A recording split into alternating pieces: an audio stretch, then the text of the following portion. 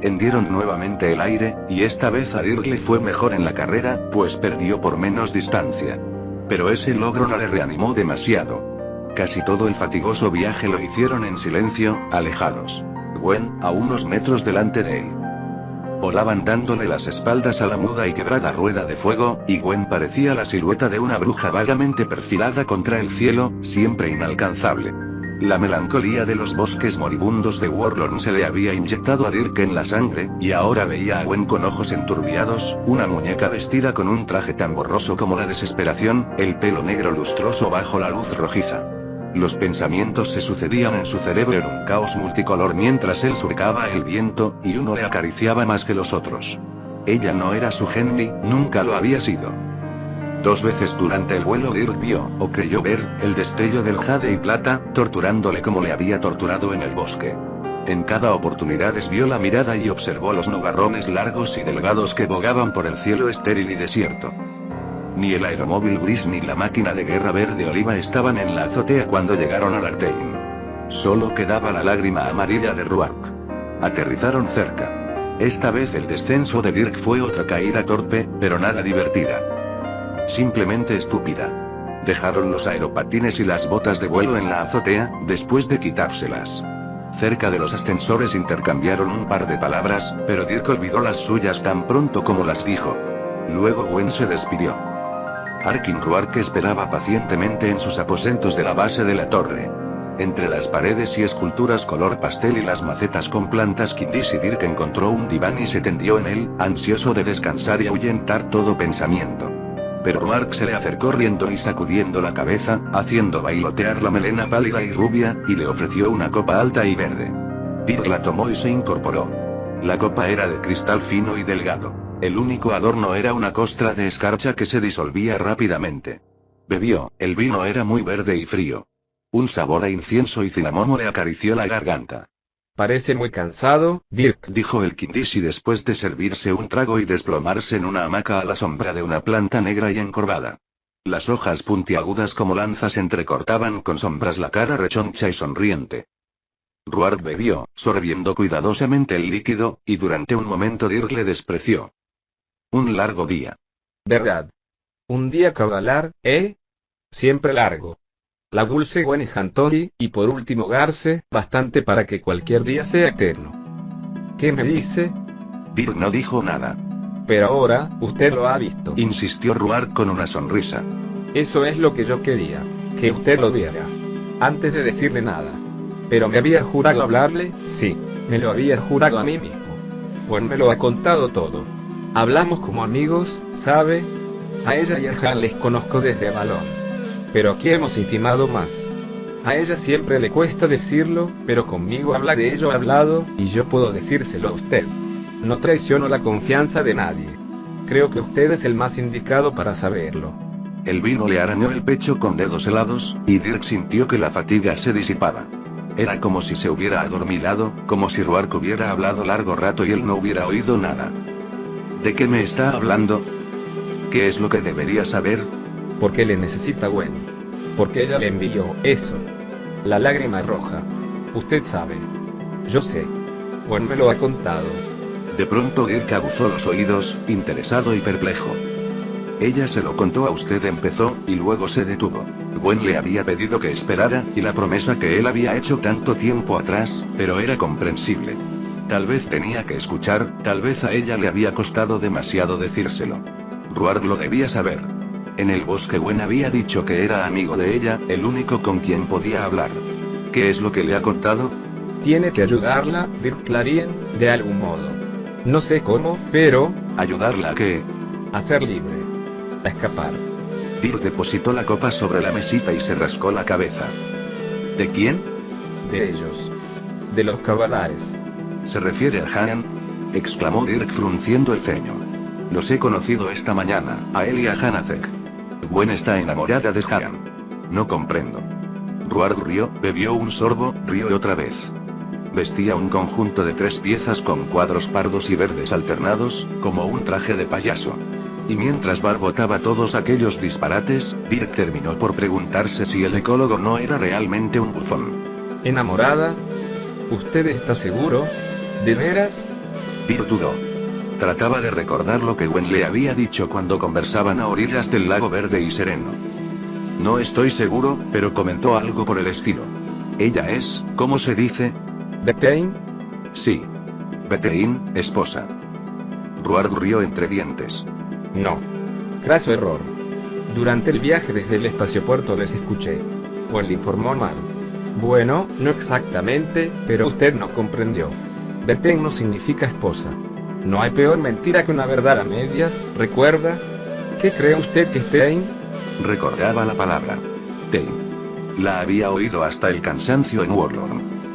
Amigo. Aventuró, sin conocer el significado. Bethany está más cerca de esposa que Tain de amigo, dijo Ruark. Conozca mejor los mundos exteriores, Dirk. No. Bethany alude, en Cabalar antiguo, a una mujer vinculada a un hombre, una esposa ligada por jade y plata. Ahora bien, en el jade y plata puede haber mucho afecto, mucho amor, sí. Pero, ¿sabe usted que la palabra que se usa para ese sentimiento, la palabra terrestre normal, no tiene equivalente en Cabalar antiguo? Interesante, ¿no? ¿Cómo pueden amar si no tienen una palabra para expresarlo, amigo Clarien? Dirk no respondió.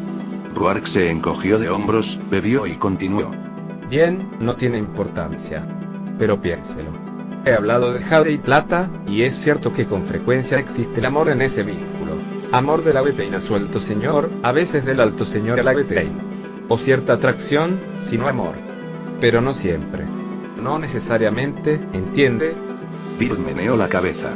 Los vínculos cabalares se rigen por el hábito y la obligación, Dijo Ruark, inclinándose hacia adelante teatralmente. y el amor es apenas un accidente. Gente violenta, se lo advertí. He leído historia, leyendas y Gwen conoció a Jaime Avalon, sabe usted, y ella no leyó. No lo suficiente. Él era Jaime Vicari de Alto Cabalaran, ¿y qué era eso? ¿Algún planeta? Gwen nunca se enteró. De veras. De modo que la atracción que les unía, llame el amor, si lo prefiere, creció, y durmieron juntos, y él le ofreció el jade y plata forjado con su emblema. De pronto ella fue la Bethany de Jaime Vicari, la esposa de Tain. ¿Es su cónyuge? Sí. Su amante, y más. Su propiedad y su esclava, también. Y un presente.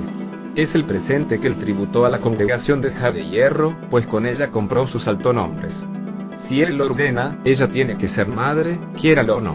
Si Ham muere en un duelo con un hombre de otro clan que no sea Jade y Hierro, un Brighton acero rojo por ejemplo, o en pasa a manos de ese hombre como un botín, una propiedad y se convierte en su Bethany o bien, en caso de que el vencedor ya use jade y plata, en una simple enquete. Si Ham muere de muerte natural o en un duelo con otro Jade y Hierro, o en pasa a manos de Garce. La voluntad de ella no cuenta para nada. ¿A quién le importa si ella le detesta? No a los cabalares. Y cuando muera Garce, bueno, cuando llegue ese momento, será una Enketi, una nodriza del clan, degradada para siempre, a disposición de cualquiera de los Keti. Keti significa aproximadamente hermanos de clan, los hombres de la familia. La congregación de Jade y Hierro es una vasta familia integrada por miles y miles, y cualquiera puede poseer a un Enketi. ¿Cómo llamó a Hadan? ¿Esposo? No. Carcelero. Tanto él como Garce son eso, carceleros. Carceleros que la aman, tal vez, si a usted le parece que semejante concepción puede conciliarse con nuestra idea de amor. Ja Antonio honra a nuestra Gwen, y le corresponde, pues ahora es alto Jade y Hierro y ella es su Bethany, y en caso de que ella muera o le abandone, él será un Frey, Jade y Hierro, un viejo ridículo y solitario, sin voz en el consejo. Pero él la esclaviza, no la ama. Y han pasado años desde Avalon, y Gwen tiene más años y experiencia y ahora sabe cómo son las cosas. Pronunció estas últimas palabras con una furia entrecortada, apretando los labios. Dirk titubeó. ¿Entonces no la ama? Un alto señor ama a su Bethany como usted ama lo que le pertenece. El jade y plata es un vínculo estrecho que nunca debe quebrarse, pero es un vínculo de posesión y obligación. No de amor.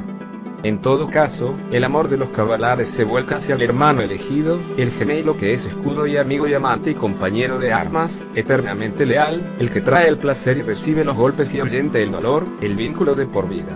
Tain, dijo Dirk, algo aturdido, tratando de ordenar las ideas. Tain. Los cabalares, violentos como son, han escrito grandes poemas. Y en general celebran al Tain, el lazo de hierro y piedra viva. Nunca el de jade y plata. Todo encajaba a la perfección. Usted dice que ella y Han no se aman, que Gwen es solo una esclava, empezó Dirk. Pero ella no se marcha y... ¿Marcharse? ¡Qué disparate! La cara de Roark se sonrojó. La obligarían a volver. Un alto señor debe conservar y proteger a su Tain. Y matar a quien intentara robársela. Y me envió la joya y... Gwen habla conmigo, y yo conozco el asunto. ¿Qué otra esperanza le queda? Los cabalares... Antone ha matado 2 veces en duelo. Ningún cabalar se atrevería a tocarla, y en todo caso, ¿de qué le serviría? Yo puedo ser una esperanza. Se recorrió el cuerpo con las manos afeminadas, desechándose con desprecio. Usted, Clarien, usted es la esperanza de Gwen. Usted es su dueño. Usted, que la amó. Y todavía la amo, se oyó decir Dirk con una voz que le sonaba remota. Bien, ¿sabe?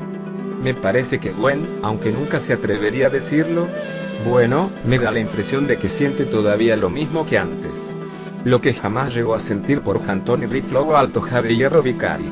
La bebida, aquel extraño vino verde, había afectado a Dirk más de lo que imaginara. Solo una copa, apenas una de esas largas copas, y la habitación parecía girar a su alrededor y Dirk Larien se irguió con esfuerzo y oyó cosas imposibles, y empezó a maravillarse. Lo que decía Roark no tenía sentido, pensó. Aunque en verdad tenía demasiado sentido. Realmente lo explicaba todo, y con absoluta claridad.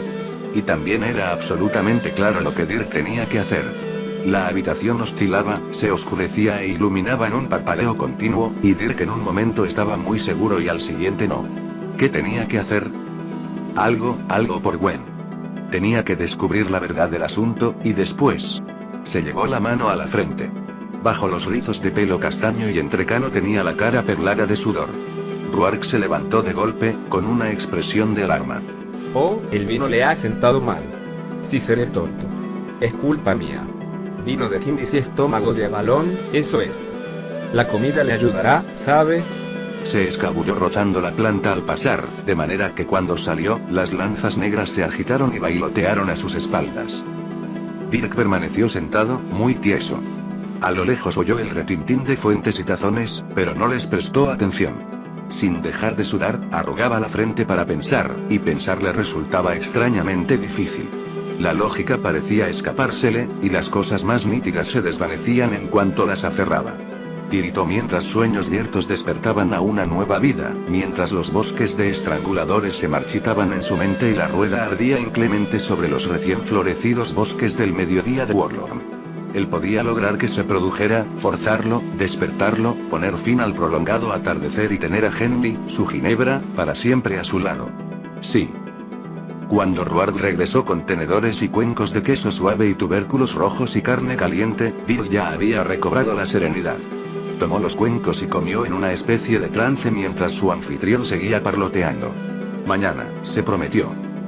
Les vería durante el desayuno y les hablaría. Aprendería las verdades que pudiera. Luego podría actuar. Mañana. Y no pretendo insultarte, estaba diciendo Vicari. No eres nada tonto, Lorimar, pero creo que en esto actúas tontamente. Dirk se detuvo en el umbral, y la pesada puerta de madera que acababa de abrir espontáneamente osciló delante de él. Todos se volvieron para contemplarle, 4 pares de ojos, Vicari en último término. Pero no antes de haber completado la frase. La noche anterior, cuando se despedían, Gwen le había dicho que subiera a desayunar, solo él, pues Roark y los cabalares preferían verse lo menos posible, y esta era la hora apropiada. Poco después del alba. Pero Dirk se topó con una escena imprevista. Había 4 personas en el cavernoso salón. Gwen, con el cabello desgreñado y los ojos somnolientos, estaba sentada en el borde del diván de cuero y madera que había frente al hogar y a las gárgolas que lo custodiaban.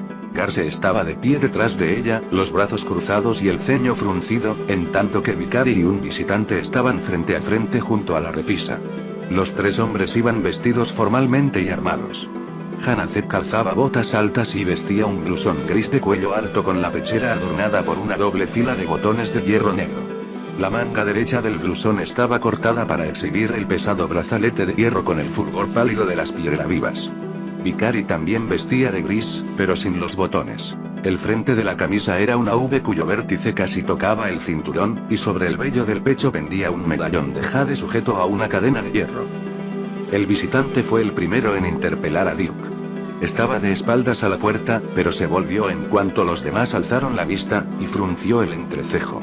A Vicari y Hanazek les llevaba una cabeza, de modo que la diferencia de altura con Dirk era notoria, pese a la distancia de varios metros que les separaba. La tez era castaño oscura y contrastaba con el traje blanco que usaba bajo los pliegues de una capa corta y violeta. La melena gris, veteada de blanco, le cubría los anchos hombros, y los ojos, piedras de obsidiana incrustadas en un rostro pardo y entrecruzado de arrugas, no eran amigables. Tampoco la voz. Le echó una rápida mirada a Dirk y luego dijo, con toda naturalidad: Fuera de aquí. ¿Qué? Era la réplica más estúpida que pudo ocurrírsele, pensó Dirk en el momento de pronunciarla. Pero fue lo único que le vino a la mente. He dicho fuera de aquí, repitió el gigante de blanco. Como Vicari, tenía los antebrazos desnudos para lucir los brazaletes. El jade y plata en el izquierdo y el hierro y fuego en el derecho. Pero los diseños e incrustaciones de los brazaletes del desconocido eran muy diferentes. Lo único exactamente igual era el arma que llevaba en la cadera. Vicari se cruzó de brazos, imitando a Hanazek. Esta es mi casa, Lorimar Alto Bright. No tienes derecho a tratar con rudeza a mis invitados. y sobre todo cuando nadie te ha invitado a ti, Bright, añadió Hanazek con una sonrisa tenue e insidiosa. Vicari miró a Sutein por encima del hombro y sacudió enérgicamente la cabeza. No. Pero, ¿a qué no? Se preguntó Dirk. Vengo a ti en alto pleito, Jaantori Altoja de hierro, dispuesto a una conversación muy seria, Gruñó el cabalar de traje blanco. Tenemos que hablar delante de un forastero. Le echó otra ojeada de Dirk, sin dejar de fruncir el ceño, altivo pero herido. Un cuasi hombre, por lo que parece. Vicari respondió con voz serena pero firme. Nuestra conversación ha concluido, amigo. Ya te he dado mi respuesta. Mírete en cuenta con mi protección, y el Kindisi, y también este hombre. Señaló a Dirk con un ademán, luego volvió a cruzarse de brazos. Si te llevas a cualquiera de ellos, prepárate para llevarme también a mí. Además no es un cuasi hombre. Terció el sonriente Hanazek. Es Dirk Flavien, Corrariel de Jade Hierro, te guste o no. Hanazek se volvió ligeramente hacia Dirk y señaló al forastero de blanco. Te presento a Lorimar Rein Zorro Invernal Alto Bright Arquellor, Flavien. Un vecino nuestro. Dijo Buen desde el diván, hablando por primera vez. También vive en Artein. Lejos de vosotros, Jade Hierro. Dijo el otro cabalar, nada feliz con la respuesta. Profundas arrugas le surcaban el rostro, sus ojos negros se detuvieron en cada uno de ellos con un fulgor glacial antes de volverse hacia Vicari. Eres más joven que yo, Jaantori Jade Hierro, y tú Teines aún más joven, por lo que no es mi voluntad enfrentarme a ti y a los tuyos en duelo. Pero el honor tiene sus exigencias, como ambos sabemos, y es mejor no forzar las cosas. Los jóvenes altos señores tienen por costumbre rozar peligrosamente el límite, me temo. Y sobre todo los altos señores de Jade Hierro, y sobre todo yo, entre los altos señores de Jade Hierro. Dijo Vicari, completando la frase. Arquellor meneó la cabeza. Cuando yo era apenas un niño de pecho en el clan de Bright, bastaba una interrupción como esta para provocar un duelo. Sin duda los tiempos han cambiado. Los hombres de alto cabalán se vuelven blandos, a mi juicio. ¿Crees que soy blando? Sí y no, alto Jade Hierro. Eres extraño. Tienes cierta recidumbre que nadie puede negar, y te aplaudo. Pero Avalon te ha contaminado un poco, acercándote a los débiles y los necios. No me gusta tu perra Bethane, y no me gustan tus amigos. Ojalá yo fuera más joven. Vendría a ti furibundo para enseñarte de nuevo la vieja sabiduría del clan, las cosas que olvidas tan fácilmente. ¿Nos estás retando a duelo? Preguntó Hanazek. Tus palabras son fuertes. Vicari separó los brazos y trazó un ademán conciliatorio. No, Garce. Lorimar Alto Bright no nos está retando a duelo, ¿verdad, amigo alto señor? ¿O me estaré equivocando? La respuesta de Arquellor tardó en llegar. No, Jaantori Alto Jade Hierro, no es un insulto. Ni lo tomo como tal. El alto señor Bright no sonrió. Buena suerte, dijo a regañadientes, y caminó hacia la puerta de grandes trancos, deteniéndose solo mientras Dirk se apresuraba a cederle el paso. Luego salió y subió a las escaleras de la azotea, la puerta se cerró a sus espaldas. Dirk avanzó hacia los demás, pero la escena ya se disolvía. Hanazek, sacudiendo la cabeza como con resignación, giró sobre los talones y se metió en otro cuarto. Gwen se levantó, pálida y estremecida, y Vicari se dirigió a Dirk. Lamento que haya presenciado esto. Pero tal vez le aclare ciertas cosas. Así y todo, no dejo de lamentarlo. No me gustaría que se forme de Alto Kabbalah la misma opinión que los Kindisi. No he entendido nada, dijo Dirk. ¿De qué estaba hablando? Ah, de muchas cosas. Le explicaré. Vicari le apoyó el brazo en el hombro y le guió hacia el comedor, seguido por Gwen. Pero le anuncio que hay algo más que debo lamentar. El desayuno que le hemos prometido aún no está preparado. Sonrió. Entraron en el comedor y se sentaron. Gwen seguía preocupada y en silencio. ¿Puedo esperar? ¿Cómo me llamó Garce? ¿Cora algo? ¿Qué quiere decir? Vicari pareció titubear. La palabra es Corariel. Es un vocablo del Kabbalah antiguo. Sus significados han variado con los siglos. Hoy, y en este lugar, cuando lo empleamos Garce o yo, significa protegido. Protegido por nosotros, por Hierro. ¿Eso es lo que te gustaría que significara, Han? Dijo Gwen con voz crispada y furiosa. Dile qué significa en realidad. Dirk esperó. Vicari se cruzó de brazos y estudió a ambos con la mirada. De acuerdo, Gwen, si es tu deseo. El significado más propio, el más antiguo, es propiedad bajo protección. Solo espero que usted no lo tome como una ofensa. No es esa la intención. Corariel es un término que designa a las personas que no forman parte de un clan pero sin embargo gozan de protección y respeto. Dirk recordó lo que Ruard le había contado la noche anterior, las palabras brumosamente percibidas a través de los efectos del vino verde. Una sensación de furia empezó a sofocarle, y luchó por reprimirla. No estoy acostumbrado a ser propiedad de nadie, dijo con acritud, por mucho que me respeten. ¿Y de quién se supone que me protegen? De Lorimar y su tensa Anel, dijo Vicari al tiempo que se inclinaba sobre la mesa para cerrar vigorosamente el brazo de Dirk. Garce quizás se apresuró a emplear esa palabra, Tlarien. Pero a él sin duda le pareció adecuada en ese momento. Una vieja palabra para un viejo concepto. Un error que reconozco. Un error por cuanto usted es humano, una persona, y no es propiedad de nadie. Y sin embargo era la palabra indicada frente a Lorimar Altobright, que apenas entiende algo al margen de esos conceptos. Si a usted le molesta tanto como sé que le molesta a Gwen, en ese caso lamento muchísimo que mi Tain la haya empleado. Bueno, dijo Dirk, tratando de ser razonable.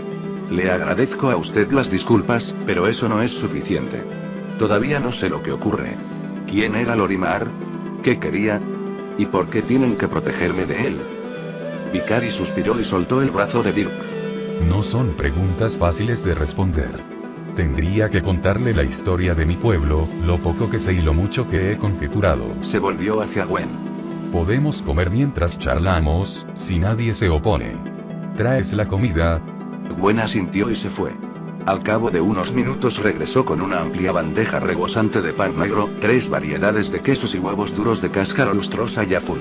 Y cerveza, naturalmente. Vicari se inclinó hacia adelante, acotándose en la mesa. Habló mientras los demás comían. Alto Kabbalah ha sido un mundo violento. Con la sola excepción de Colonia Olvidada, es el más antiguo de los mundos exteriores, y sus largas historias son historias de batallas. Lamentablemente, esas historias son en gran parte invención y leyenda, plagadas de mentiras etnocéntricas. Y sin embargo se creyó en ellas hasta el momento en que regresaron las naves estelares, después del interregno. En los clanes de la congregación de Hierro, por ejemplo, se enseñaba a los niños que el universo solo tiene 30 estrellas, y que Alto Kabbalah es el centro. La humanidad se originó allí, cuando Guerrero y su Ten Roldan de Lobo nacieron de la cópula de un volcán y una tormenta.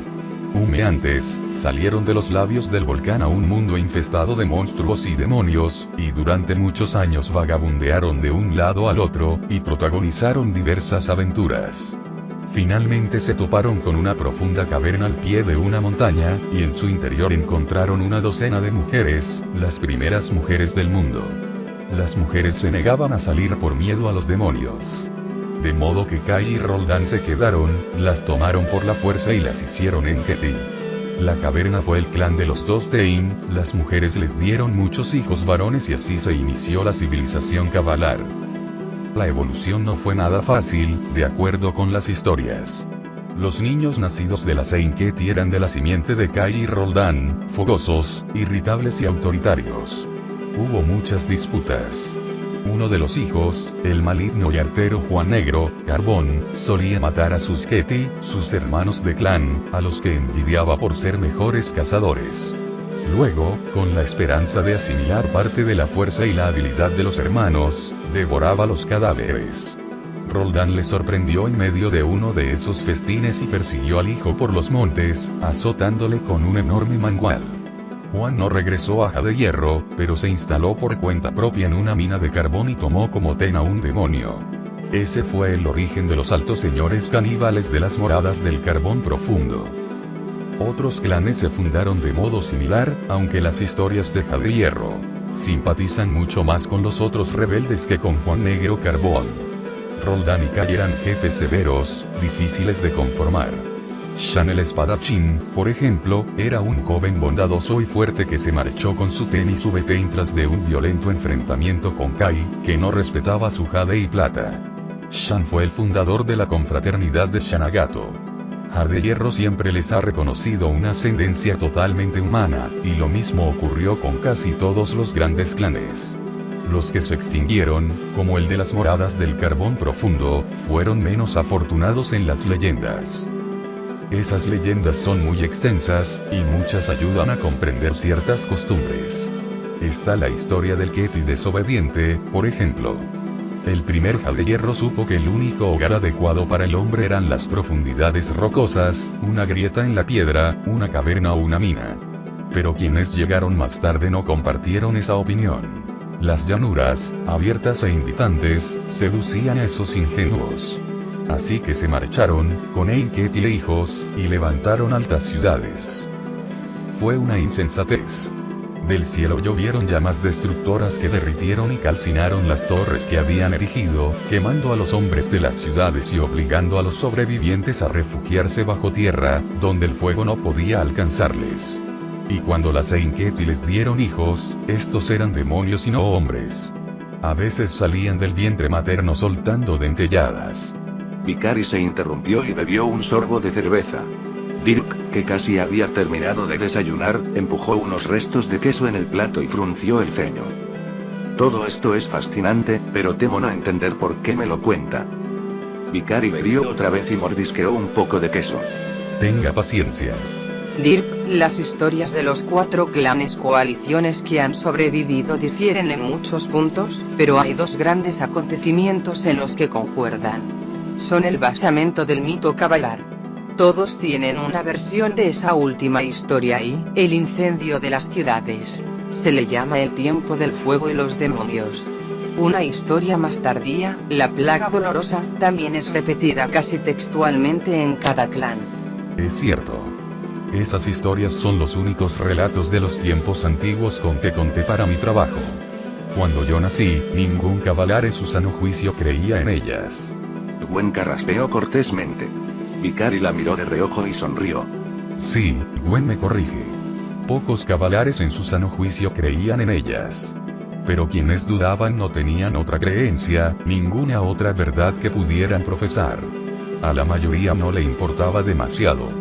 Cuando se reiniciaron los viajes estelares y los lobunos y toberianos, y más tarde los Kindisi, vinieron a Alto Kavalaran, nos encontraron ávidos de aprender las artes perdidas de la tecnología, y eso fue lo que nos enseñaron a cambio de nuestras gemas y metales pesados.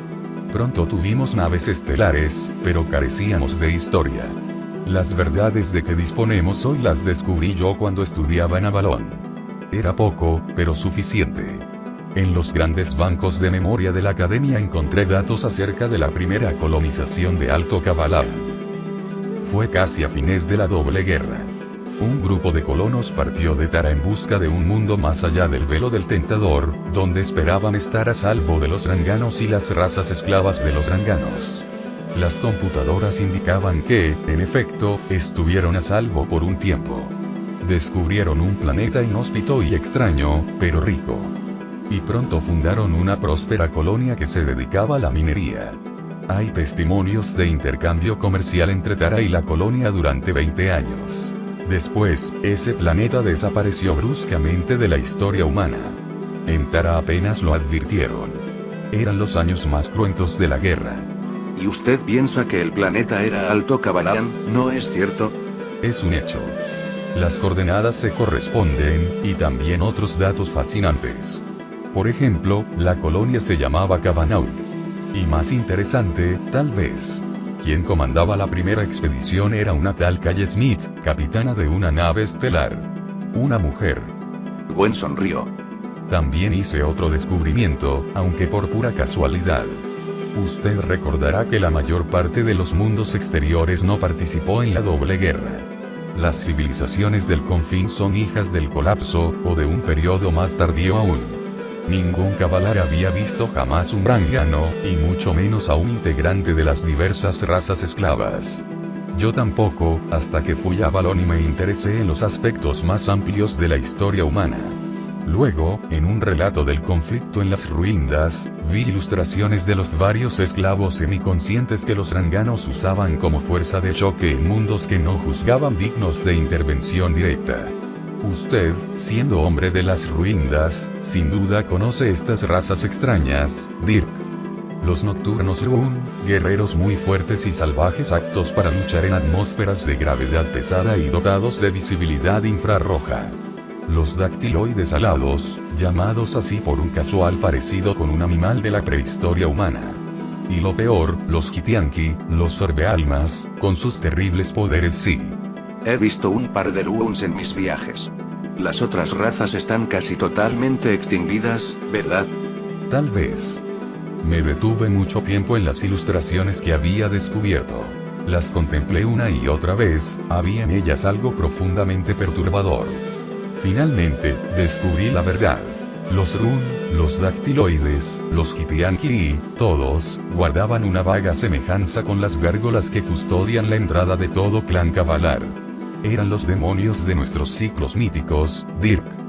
Vicari se levantó y sin interrumpirse se echó a caminar de un lado a otro de la habitación. La voz era regular y contenida, y solo el acto de caminar evidenciaba la vehemencia del historiador. Cuando Gwen y yo regresamos a Jadeguerro expuse mi teoría, basada en las viejas leyendas, el ciclo del cantar de los demonios del gran poeta aventurero Jamis, León Taal y los datos encontrados en la academia. La someto al juicio de usted. La colonia Cavanaugh se yergue en el planeta, con ciudades en las llanuras y excavaciones mineras.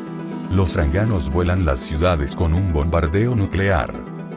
Los sobrevivientes solo pueden subsistir en profundos refugios y en las minas del desierto. Para adueñarse del planeta, los Ranganos también desembarcan contingentes de esclavos. Luego parten y no regresan hasta un siglo más tarde. Las minas se transforman en los primeros clanes. Luego se construyeron otros, cavados en la roca viva. Desaparecidas las ciudades, los mineros vuelven a un nivel tecnológico más primitivo, y pronto fundan una cultura rígida, marcada por las necesidades de la supervivencia. Una generación tras de otra guerrea contra las razas esclavas y también entre ellos mismos. Simultáneamente, bajo las ruinas radiactivas de las ciudades se inician mutaciones humanas y... Ahora fue Dirk quien se levantó. Haran. Vicari dejó de caminar, se volvió, arrugó el entrecejo. Ya he tenido demasiada paciencia. Entiendo que todo esto es de suma importancia para usted.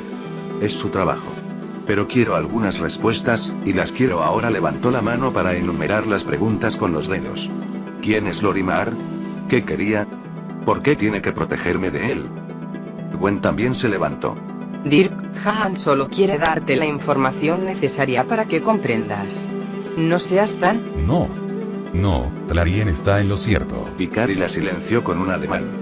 Cuando hablo de todo esto me entusiasmo demasiado. Se volvió hacia Dirk. Le daré una respuesta directa, pues. Lorimar es un Kavalar muy tradicionalista, hasta tal punto que resulta anacrónico incluso en Alto Cabalán. Es una criatura de otra época. ¿Se acuerda de ayer por la mañana, cuando le di a usted el broche, y cuando Garce y yo demostramos preocupación por la seguridad de ustedes al oscurecer? Dirk asintió. Alzó la mano y se tocó el pequeño broche cuidadosamente sujeto al cuello. Sí. Lorimar Altobright y otros como él eran la causa de nuestra preocupación, Tlarien. Las razones no son fáciles de explicar. Permíteme. Escucha, Dirk. Los altos señores cabalares, la gente de los clanes, siempre se respetaron recíprocamente a través de los siglos, sí, luchaban y guerreaban, y más de 20 clanes y coaliciones fueron arrasadas totalmente, hasta el punto de que solo han sobrevivido los 4 grandes clanes de los tiempos modernos. No obstante, se reconocían unos a otros como humanos, y se sometían a las reglas de la alta guerra y el código de honor cabalar. Pero verás, hubo otra gente, la que vivía bajo las ciudades arrasadas. Granjeros. Son solo conjeturas, mías y de Haan, pero lo cierto es que esa gente existió. Supervivientes al margen de las minas, que se transformaron en clanes. Supervivientes a los que los altos señores no reconocían como humanos. Haan omitió ciertos detalles en toda esta historia, como ves yo, no te pongas así. Ya sé que era larga, pero era importante. ¿Recuerdas lo de las razas esclavas que se correspondían con los 3 demonios del mito cabalar? Bien, el único problema es que solo existen 3 razas esclavas de los rancanos, pero hay 4 clases de demonios. Los peores, los más malignos, eran los cuasi-hombres. Dirk frunció el ceño. Cuasi-hombre. Lorimar me llamó cuasi-hombre. Pensé que era más o menos lo mismo que no hombre. No. No hombre es un vocablo común. Cuasi-hombre solo se usa en Alto Cabalaran.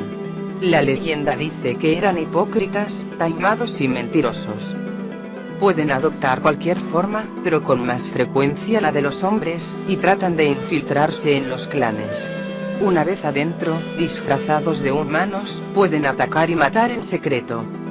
Los otros supervivientes, los granjeros y las familias montañesas, los mutantes y los infortunados, los otros humanos de Cabanaut, esos eran los cuasi-hombres, la raza marginada.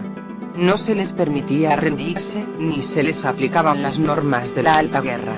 Los cabalares los exterminaron pues no les consideraban seres humanos sino bestias extrañas. Siglos después, los que quedaban eran cazados por deporte. Los hombres de los clanes siempre cazaban en pareja, Tain y Tain, para que al regresar cada cual pudiera dar cuenta de la valentía del compañero. Dirk estaba azorado. ¿Esas costumbres han subsistido? Gwen se encogió de hombros. Muy poco. Los cabalares modernos admiten los pecados de su historia. Aún antes de la llegada de las naves estelares, las congregaciones de Jade Hierro y Acero Rojo, las coaliciones más progresistas, habían prohibido la captura de cuasi-hombres. Los cazadores tenían una costumbre. Cuando por algún motivo no querían matar a un cuasi-hombre de inmediato pero deseaban que más tarde el prisionero fuera presa personal, lo nombraban Corariel, y nadie más podía tocarlo bajo pena de duelo. Los Keti de Jade Hierro y Acero Rojo salían y capturaban a todos los cuasi-hombres que podían, recluyéndolos en aldeas y tratando de arrancarlos del salvajismo para devolverles la civilización que habían perdido. A los que apresaban los llamaban Corariel. Esto ocasionó una breve alta guerra entre Jade Hierro y Shanagato. Jade Hierro ganó y Corariel adquirió un nuevo significado: propiedad bajo protección. ¿Y Lorimar? Preguntó Dirk. ¿Cómo se relaciona con todo esto? Ella sonrió con perfidia, y por un momento le trajo a Dirk el recuerdo de Hanazek. En toda cultura siempre quedan unos fanáticos, creyentes sinceros y tradicionalistas. Bright es la coalición más conservadora, y Han calcula que una 10ª parte sigue creyendo en los cuasi-hombres. La mayoría son cazadores, gente que quiere creer, y casi todos de Bright. Lorimar y Suten, y un puñado de Keti, vinieron aquí a cazar. La salvajina es más variada que en Alto Cabalaran, y nadie impone leyes restrictivas. En realidad, no hay leyes. Los pactos del festival caducaron hace tiempo. Lorimar puede matar a cuanta criatura se le antoje. Humanos incluidos, aclaró Dirk. siempre y cuando encuentren alguno, dijo Gwen. Lartane tiene 20 habitantes, creo, y 21, contigo. Nosotros, un poeta llamado Kirar Cacero Rojo Cabis, que vive en una vieja torre, y un par de legítimos cazadores de Shanagato. El resto, son de Bright. A la caza de cuasi hombres y de otras víctimas, cuando no encuentran cuasi hombres. Casi todos pertenecen a la generación anterior a la de Haan, y son muy sanguinarios. Salvo por las historias que han oído en sus clanes, y tal vez por alguna que otra cacería humana al margen de la ley en las colinas de la Meraan, lo único que conocen de las antiguas cacerías son las leyendas. Y todos estallan de tradición y frustración. Pero todo sigue así. ¿Nadie hace nada? Mikari se cruzó de brazos. Tengo que confesarle algo, Tlarien. Ayer, Garce y yo le mentimos cuando usted nos preguntó a qué habíamos venido. En verdad, quien mintió fui yo. Garce al menos le dijo parte de la verdad.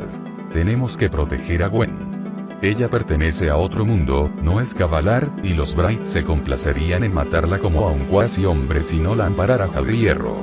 Lo mismo ocurre con Arkin Roark, que no sabe nada de esto, ni siquiera que tiene nuestra protección. Pero la tiene. También el Escorariel de Jadehierro. Sin embargo, no es ese el único motivo que nos trajo aquí. Era vital que yo abandonara Alto Cabalaan cuando lo hice. Cuando asumí mis altonombres y publiqué mis teorías, me convertí en un personaje muy poderoso y célebre en el Consejo de Altos Señores, y también muy odiado. Mi tesis de que Guerrero era una mujer fue para muchos algo así como un insulto personal a sus convicciones religiosas. Por esa sola causa me retaron 6 veces. En el último duelo Garce mató a un hombre, y yo herí al Ten tan gravemente que nunca volverá a caminar.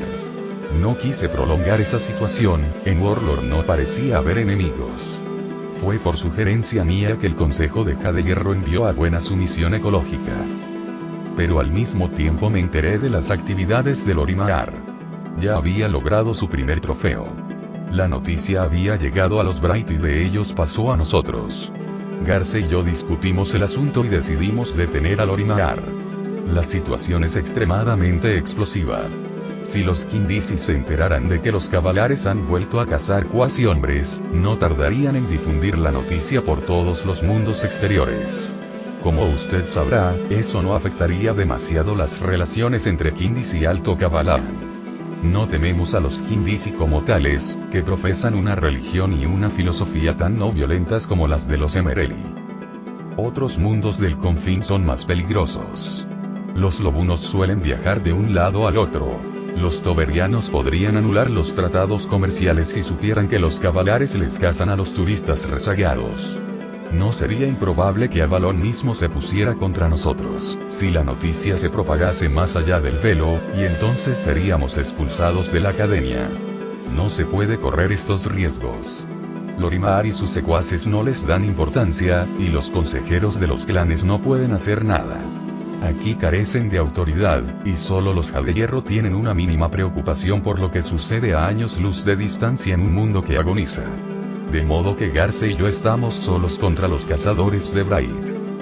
Hasta ahora no ha habido enfrentamientos directos.